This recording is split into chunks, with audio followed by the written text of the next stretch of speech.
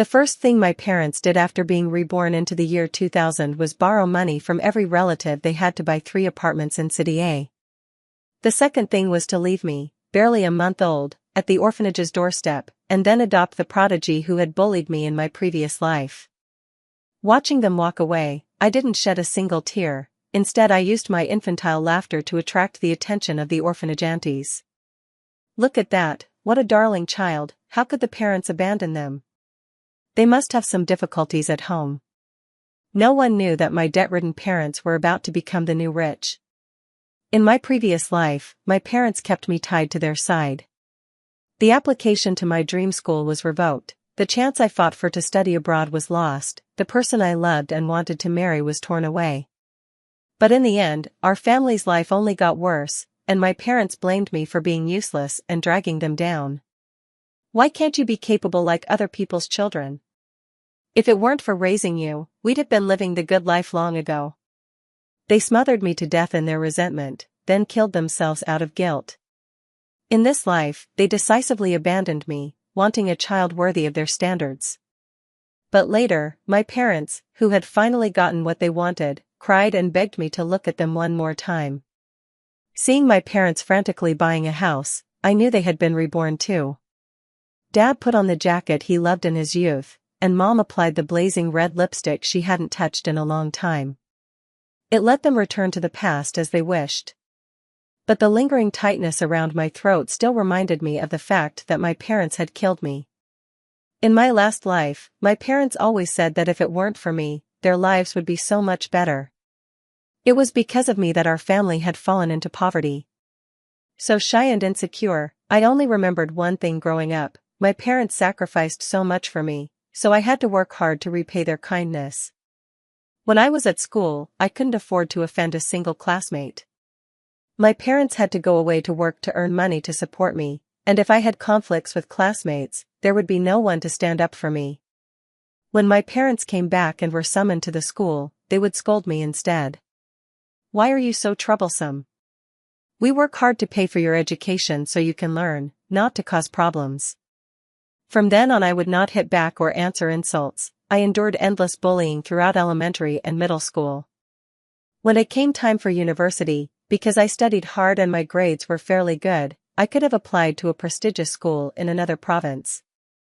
But my parents said they were worried I would have no one to look after me far away, forcibly removed my choices, and I could only attend a local ordinary university. When it came time to pay the tuition, my parents changed their tune. "We don't have any special skills, raising you has already cost us a lot. You'll have to pay your own tuition.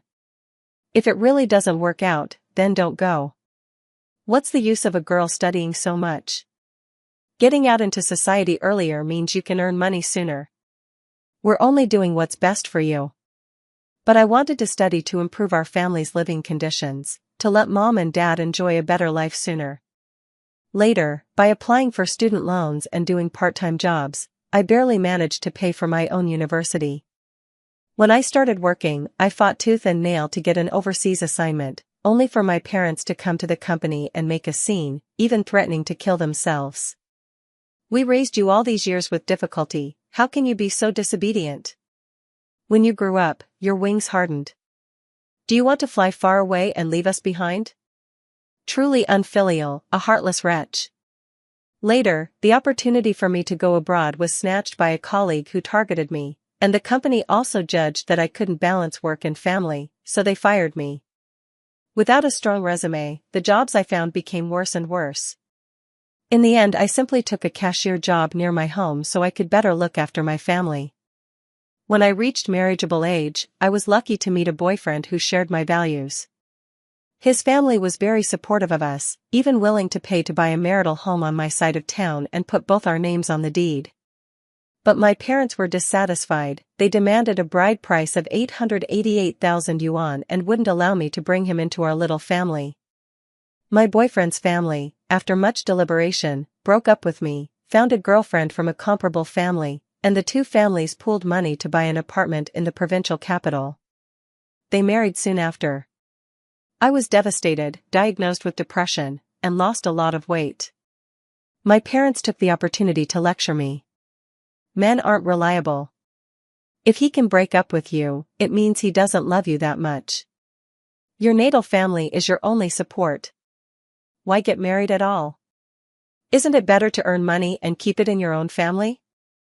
From then on I gave up on love, kept to myself, and focused on taking care of the household. Later the convenience store by our door closed, and the few other part-time jobs all started only hiring young people. I had no job, no friends, and no partner. I might as well stay home all day, doing laundry, cooking, and tending to two 40-something parents who had effectively retired long ago. Without my income, the food at home got worse by the day. When they saw that a nearby welfare home had produced an orphan girl who became a CEO, my parents finally couldn't hold back and smashed a bowl. They began to berate me mercilessly. Why can't you be like other kids, so capable? We worked so hard to raise you, we might as well have raised a dog. It was all because of you that we became the laughingstock of the neighborhood. If I'd known at birth, I should have strangled you. When my parents actually strangled me to death, I didn't even think of fighting back. I never reacted until I was already dead. Mom, Dad, didn't you love me very much? Why did you kill me? After I died, they, stricken with guilt, burned charcoal to suicide as well.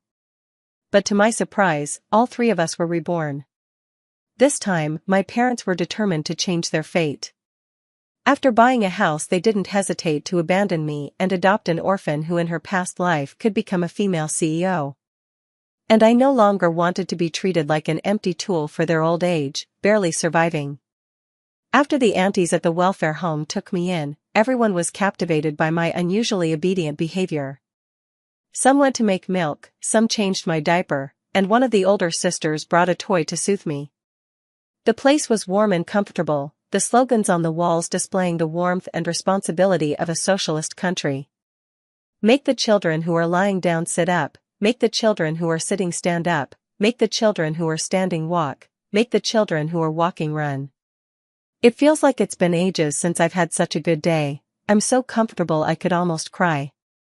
For as long as I can remember in my last life, my parents always compared me to the kids from the welfare home. If it weren't for your parents to raise you, you'd be like those wild kids in the orphanage, beaten every day, never enough to eat or wear, and when you die nobody would care. If you don't behave, we won't keep you, we'll let you become one of those wild children. In my parents' description, the orphanage was like hell. I was terrified. From then on I became even more sensible, afraid that a single mistake would get me abandoned. But after moving in, I discovered that in my previous life I had it better than an orphan. Just after being reborn back to infancy, I realized my mother had no breast milk, there wasn't even formula at home, and the congee simmering on the stove already smelled burnt. I was placed in a wooden box, left with flies buzzing around my face. No wonder I grew up sickly and frail. My height stopped at 1.5 meters and never grew any further. My parents even said I was picky when I was little, this I wouldn't eat, that I wouldn't eat. It turned out that when I was young I simply hadn't been loved properly. The caregivers at the welfare home were official staff, they were not the caricatures vilified in tawdry films and TV shows, but dutiful and conscientious in looking after us. All the children's food, clothing, and expenses at the welfare home were paid for by the state. The staff even gave me a pleasant-sounding name. Stella. She said, from now on I will be a child of the state. I don't need to achieve great things, but I must keep dreaming and strive to be a good person. I grew up in the orphanage until I was 3. During that time many volunteers and kind uncles and aunts came to show their love, seeing that I was precocious and healthy, they all wanted to adopt me. But each time I gave the chance to be adopted to my other brothers and sisters. They were all real children, even though life in the orphanage was good, deep down they longed for family, for a mother and father. I was different, the life I had then was already heaven to me. I never knew that children could eat meat and eggs too. I wasn't being spoiled, my body just grew stronger and stronger. I also didn't know that children didn't have to do so much work. The aunties in the kitchen cooked delicious meals, the older girls who felt unwell received special sickroom dishes.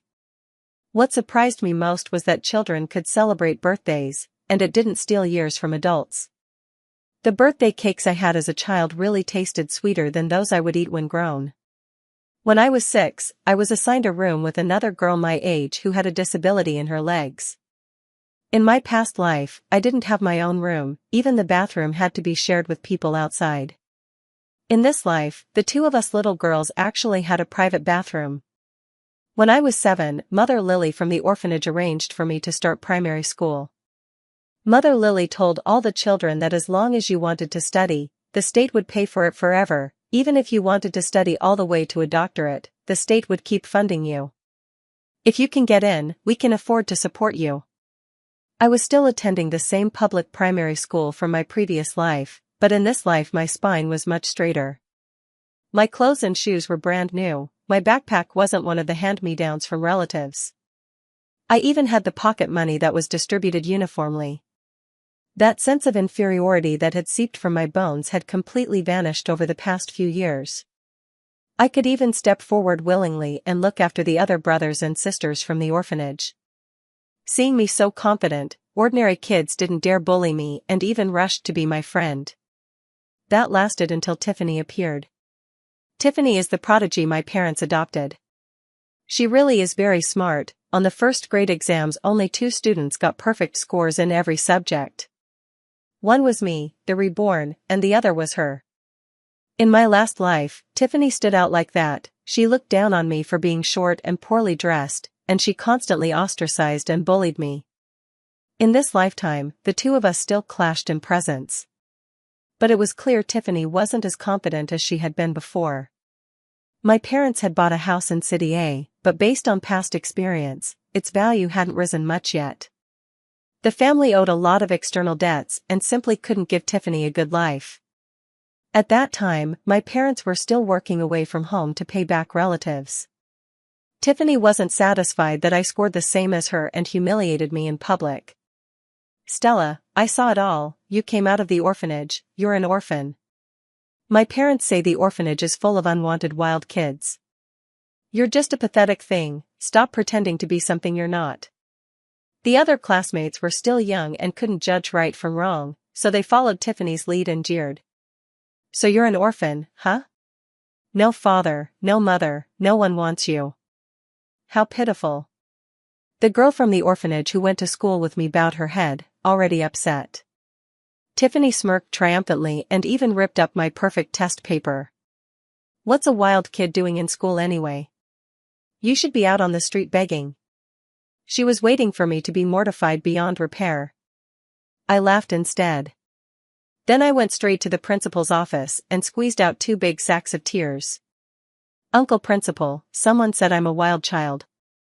Our group of orphans had already been mentioned to the principal before enrollment, put under special attention.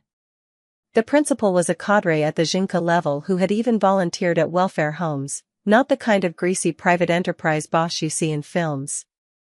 An appalling incident of an orphan being bullied occurred, and the principal took it very seriously. "These are the nation's children. Bearing the party's name, how could they be stray kids?" The principal immediately called the welfare home. The welfare home promptly arranged for 2 volunteer parents to come to the school and back me up. They hovered around my girlfriends and me with tender concern, giving us psychological counseling, afraid that we might be left with any traces of trauma. "Children, don't be afraid. You have the support of the whole of society, there's no need to feel ashamed. Behind you stand thousands upon thousands of taxpayers." Tiffany stood in the corner of the office, looking a little helpless. Her parents had no time to come to school and defend her. She did have parents, but at that moment the one who was left alone was no longer me. The principal called an emergency meeting and instructed all the teachers, saying the matter must be dealt with seriously, care for the orphans' mental health and stamp out the perverse trend of bullying orphan students. I was appointed class monitor by the homeroom teacher, and the classmates who had once mocked me all realized their mistake and apologized. Only Tiffany remained like a clown. She kept putting trash in my desk and writing insults in my textbooks. I never fought back privately, each time I reported her to the teachers. Over time, no matter how well Tiffany studied, the teachers all began to dislike this child who liked to bully others. A week later, her parents, who worked out of town, finally found time to come to the school. When they saw Tiffany, without asking any questions they insisted on mixed doubles. Then they began reciting the same lines they had told me in a past life. "We work so hard out there to earn money for you. If you don't study properly and cause trouble, how can you face us?" No matter how much of a prodigy Tiffany was, she was still a child who had never seen the world. She simply couldn't withstand her parents' emotional pressure. Coupled with the gossip of her classmates, the once proud and cheerful Tiffany suddenly felt more ashamed than an orphan. After my parents finished beating Tiffany, they finally remembered to ask which classmate she had a conflict with. The homeroom teacher pointed at me. When my parents' gazes fell on me, my heart gave a sharp, painful jolt. They are my parents by birth, and they are also the ones who tried to kill me.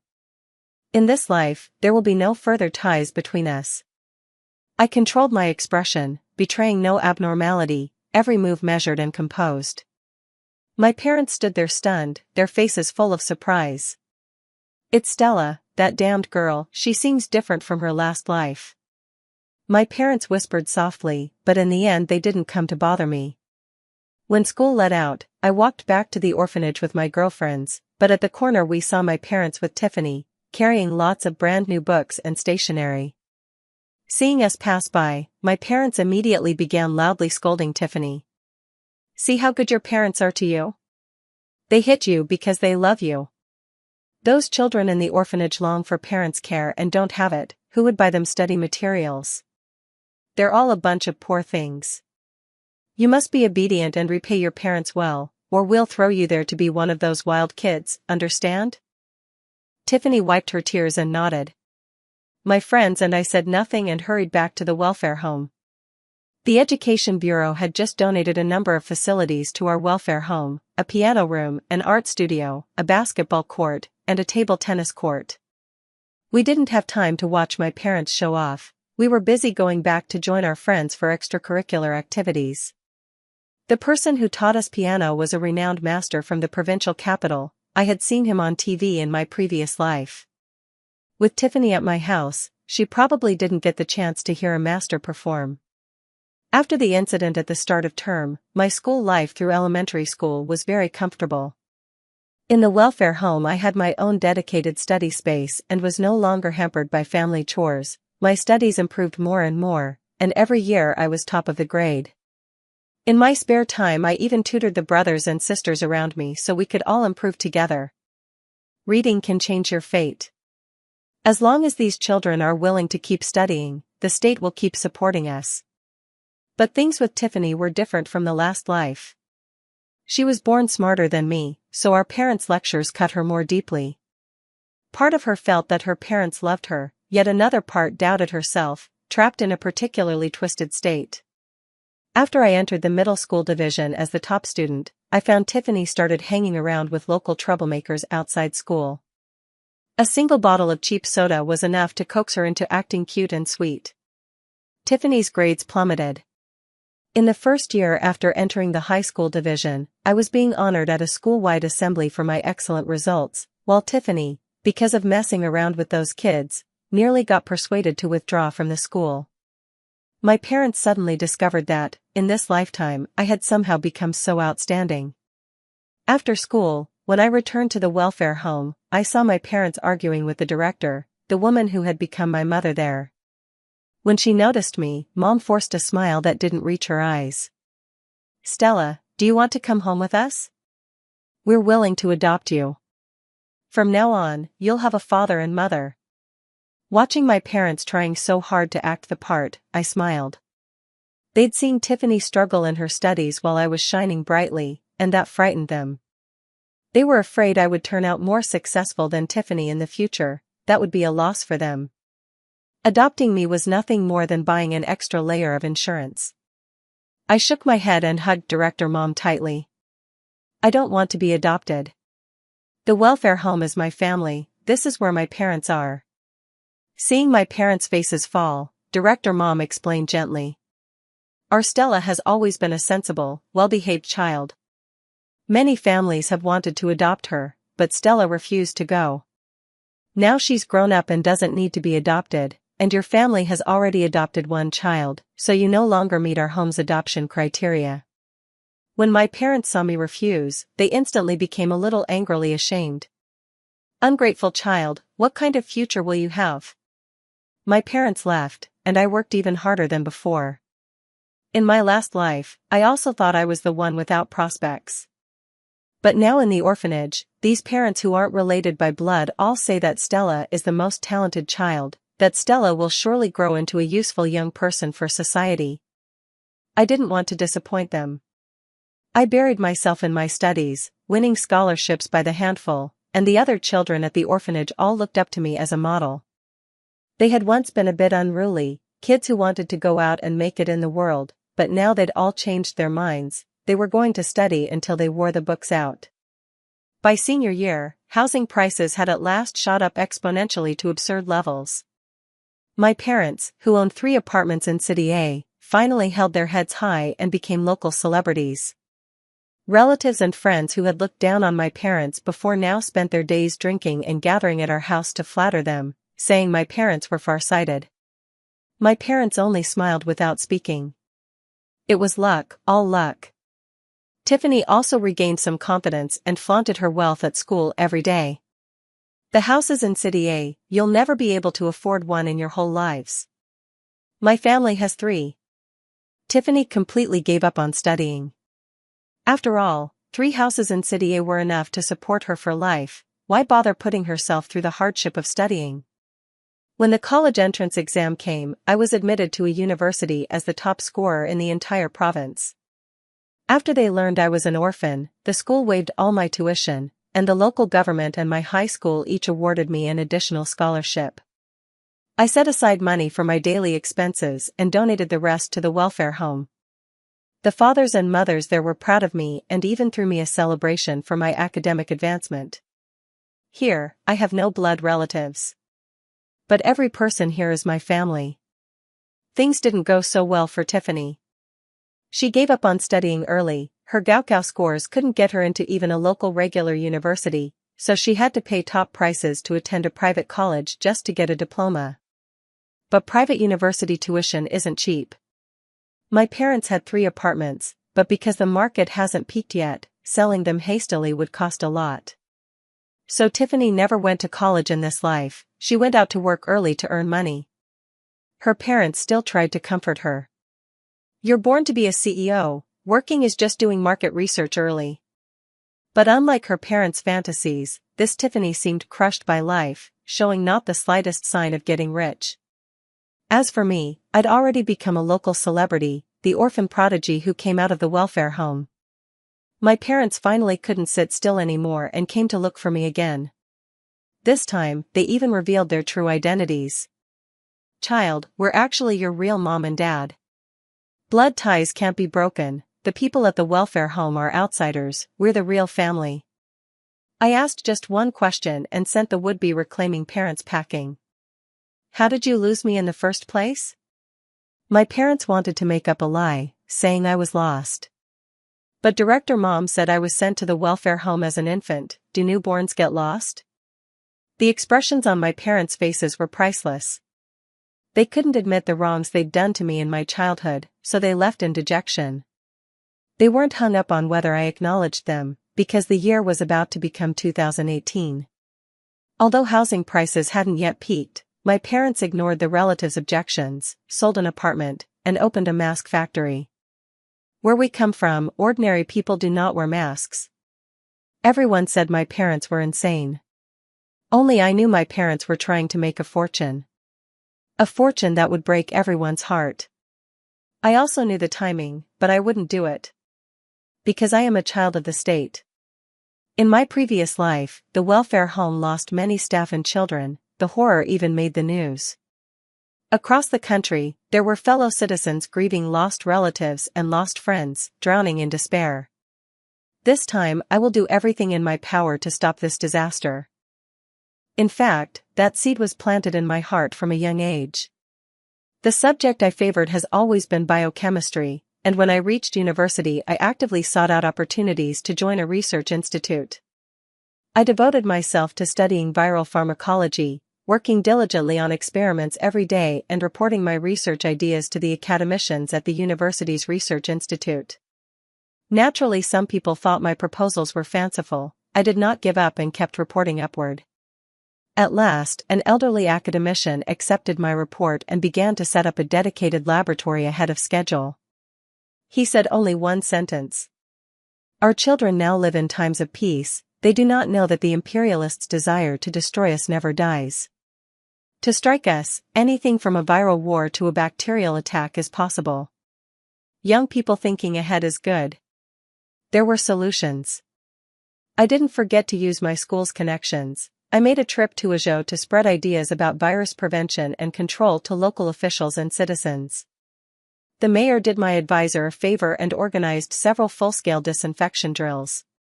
Even if I couldn't completely prevent a disaster, at least this time we were no longer unarmed. By the winter break of 2019, the other children from the welfare home had all gone back, but I applied to stay in the lab. When I called Director Mom, I was still scrolling through the news with my hand. "Mom, tell the kids to hold off on the study trip to Ajo for now, and don't bring back the children who are studying in Ajo this year. Wait a bit." Director Mom didn't understand what I meant, but she knew I was a reliable child, so she did as I asked. Finally, in one of the news feeds, I came across an item that made my heart race. Suspected infectious disease outbreak in Ajo. I called immediately to notify the research team members and, with the new drug we had developed, we set off for Ajo. At the same time, my parents' mask factory began increasing production. "These masks aren't nearly enough. Add another production line and run it overnight." The chance to make a fortune has finally come. When we arrived in Ajo, fortunately, thanks to the earlier publicity, all the departments took it seriously right away. Although many people were still infected, the institute's new drug could be deployed quickly. When the leaders in City A learned of the situation here, they also quickly sent armed police to maintain order. Things were much better than I had expected. While helping at the hospital, I also saw a familiar face. Sister Stella. He was a boy from my welfare home who had just turned 18, with only one arm, yet he had been admitted to a university in Ajo. On holidays he always took odd jobs outside. I hadn't expected to see him here. "Sister Stella, I'm here to volunteer. From childhood we've been raised by kind people in society, so now it's only natural for me to give back." I felt a warm glow in my heart. He was a child with a strong sense of social responsibility. After everyone's relentless efforts, the situation was finally brought under effective control. The disease did not spread widely. The few cases brought back to their hometowns were quickly contained. In this lifetime, the country is safe and life goes on as usual. My parents, who had been frantically making masks, were stunned. To earn more money they had even taken out loans to expand production. But they found that this time, people didn't need masks as much. Unable to pay the remaining balance, my parents' mask factory didn't last long and went bankrupt. To pay off the debts, they had no choice but to sell another house. Tiffany had originally planned to ride on her parents' shoulders and become a second-generation rich, but she didn't expect her parents to end up losing another apartment. Quick-witted, she had her parents sign a blank document, then sold their last apartment in City A and used the proceeds as a down payment plus loans to buy 4 more apartments. Property is the most valuable asset. You have to get on the property ladder even if it means taking loans. Her parents had been reborn. They knew that housing prices followed economic cycles. Even if no disaster happened this time, the boom wouldn't last long. People were already near their limit. Tiffany bit off more than she could chew and dragged the whole family onto the loan repayment train. Mom and Dad wanted to sell the 4 newly purchased apartments, to cut off the arm to save the life. But the signatures Tiffany had tricked them into giving had already handed the properties away. Even if they wanted to sell, they had no right to. They could only bitterly continue repaying the loans together. But the day of collapse finally arrived. Tiffany's 4 apartments had all been bought with very low down payments. Now that payments had been stopped, the only option was to accept foreclosure and let it pay off the debts. Mom and Dad are barely in their 40s, yet white hair has already appeared on their heads in this lifetime. After 20 plus years of hard work, they end up worse off than in their previous life. Because I stood out in Ajo, I received a special national commendation and, upon graduating from university, went straight to the institute to take an important post. Later I went abroad to study for a doctorate and became the youngest academician in the institute. When I returned to the country, the first thing I did was go back to the welfare home to visit the parents who raised me. Unexpectedly, after hearing about my achievements, my biological parents actually contacted a TV station. They went on public TV with false accusations, saying I'm an unfilial daughter who went abroad to enjoy myself and failed to support my parents. Heartless men are often scholars. What use is such a high degree if you've lost the basics of being human? Being the youngest female academician made my position especially sensitive. I was instantly thrust into the eye of the storm. Seeing my parents looking so pitiful, everyone's first response was to condemn me from a moral high ground. Someone so young holding that position, maybe she's an academic concubine, using her looks to get ahead. First be a person, then do scholarship. A refined selfish person who doesn't even care for her own parents, what good can be in her head? The academy should strip her of her academician title and she'll behave. Come, let's report her together, we can't let people like this hog resources. But I wasn't the least bit flustered. If there was no upbringing, where would filial support come from? The online attacks against me began to spread rapidly. Better to give birth to a piece of char siu than you. You should have been strangled right after birth. Does anyone have her address? Let's go to her place and pay her a visit. After learning of the situation, the institute issued a statement at once to clear my name. All of the above claims are untrue. Academician Stella passed the political background check. But that still couldn't stop my parents from continuing to smear me. This is a paternity test, she is our daughter. We did not lie. I don't know where she dug up the connections, trying to shut the mouths of netizens who seek justice. Since my parents' house was foreclosed, they were insolvent and had completely become deadbeats. Tiffany worked away from home, and the money she earned wasn't sent to them promptly. At some point, they stole my hair and even produced a paternity test. It seemed they'd decided I would be the one to pay their debts. They privately sent me a letter. If I didn't want my reputation ruined, I must acknowledge them, fulfill my filial duties, and send them abroad to live in a villa. I ignored it and instead contacted the TV station. Hello, I'm the protagonist of the recent scandal about a female academician abandoning her biological parents. I want to do a live broadcast to explain myself to the public. On the day of the live stream, I was dressed in an expensive suit, my hair combed immaculate, looking respectable. My parents, by contrast, looked worse than homeless. They were the ones who first gained sympathy. The insults aimed at me in the chat never stopped. A wolf in human skin. What else is there for a person like that to say in her defense? Look at her, she doesn't look like one of us at all. She's full of those foreign theories, no wonder she looks down on her own parents. Even the host's words, between the lines and outright, were all accusations aimed at me. Academician Stella, there are no perfect parents in the world. No matter what they've done, they gave you life. You're so successful now, how can you abandon filial piety? Seeing so many people siding with them, my parents ramped up the sob story, desperately showing how hard they'd had it these past years. At that moment, a few people burst into the studio holding videotapes. They shouted loudly, Stella is not their child. They have a child they raised themselves. Stella is our child. It was my Lily mom from the orphanage, Mom Lu, Dad Song, Dad He, Sister Duan, Brother Fong. They all came to testify for me. The videotape recorded me from childhood through adolescence, how I grew up in the orphanage. There are images of me turning over for the first time, of me taking my first steps, and of me sitting obediently in the dining hall, feeding the disabled children beside me. The director, Mother, said that originally these materials were kept confidential to protect the orphan's physical and mental health and were not released to the public. Only when an orphan grows up can they decide for themselves whether to make them public. The director, who was like a mother, kept speaking and then broke into tears. When Stella came to the welfare home, she was only a month old. I could never understand what kind of cruel parents would abandon such an adorable child. They abandoned their own child, and yet they once came to the home to adopt other children. They ignored Stella. What right do they have now to demand that Stella support them? Looking at the childhood I had in this life, I cried too. Not because I felt sorry for myself, but out of tears of happiness. In this life, with so many kind fathers and mothers, I am already the happiest child in the world.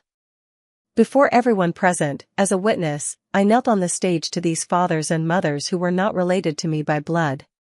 Dad, Mom, thank you for giving your youth to raise Stella. I have become the kind of adult you wanted me to be, someone useful to society. You can be at ease now. My parents helped me up, and we clung to each other, crying. The paternity test clutched in their hands suddenly felt like a joke. The audience in the hall and the viewers watching the screen all understood at once. So she was an orphan raised in a welfare home after all. I remember now, years ago there was that orphan who became the top scorer in the imperial exams, right? It was her, Stella. She was the champion. It wouldn't be surprising if she became an academician. That's not all. According to the latest reports, when an epidemic broke out in Ajo back then, it was thanks to academician Stella's pre-developed new drug that the damage wasn't worse. She's a national hero. My story quickly went viral across the internet and moved countless people to tears. The taxes I pay should be used for things like this. Academician Stella is admirable, truly a child of the nation. She has achieved what she has, and I played a part in that. Academician Stella was abandoned at such a young age. Her biological parents should be held accountable for the crime of abandonment. People finally realized this. The trial of the parents formally began. According to the ruling of the relevant authorities, after abandoning me, the parents then orchestrated an online mob, maliciously smearing a national hero. The criminal circumstances were extremely serious, and both were sentenced to 5 years in prison. But their adopted daughter Tiffany not only never visited once, she even started streaming online. She poured out the pain of her original family, rode the wave of the internet, and overnight became a major influencer. 5 years later, her parents were released from prison and wanted Tiffany to support them. Sure enough, Tiffany was the kind of ruthless woman who could have been a CEO in a past life. She wrote a letter severing ties. You drove me into depression. If the law requires me to support you, I'll only give you the monthly minimum. Not a single penny more. If you keep forcing me, my depression will come back. Tiffany's fans sprang into action at once, refusing to let her parents come near Tiffany anymore. Her parents, desperate and out of options, thought of me again. By then I was representing the country abroad at the World Health Conference. Apart from watching the news, they had no chance to see me in person anymore. Until the new director of the welfare home called me on video. Stella, your birth parents were found frozen to death on a snowy night at the gate of our welfare home. The security footage captured their last words. They said they knew they were wrong and wanted to see you once more, asking their daughter Stella not to blame them. The Civil Affairs Office has already taken the bodies for cremation. Do you want to come back and see them one last time? I shook my head at the other end of the video call. No, it's fine. Work is very busy here. By the way, make sure Grandma Director and her family take the supplements I bought for them, okay? And Lily's mother, she always hates the bitterness of traditional medicine when she's being treated.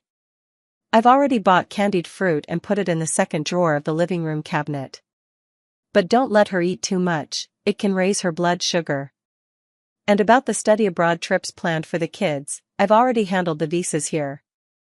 They'll come over in groups, and someone will meet them when they arrive. The dean smiled and agreed one by one. Don't worry, everything's been arranged. Just take care of yourself out there. Everyone's looking forward to you coming home to reunite. I hung up the phone, feeling warm inside. As for my parents' dying words, what a joke, what do they have to do with me? I'm not their Stella. I am the nation's Stella. Under the party's illumination, I work hard to shine like Stella, guarding the beautiful society that raised me.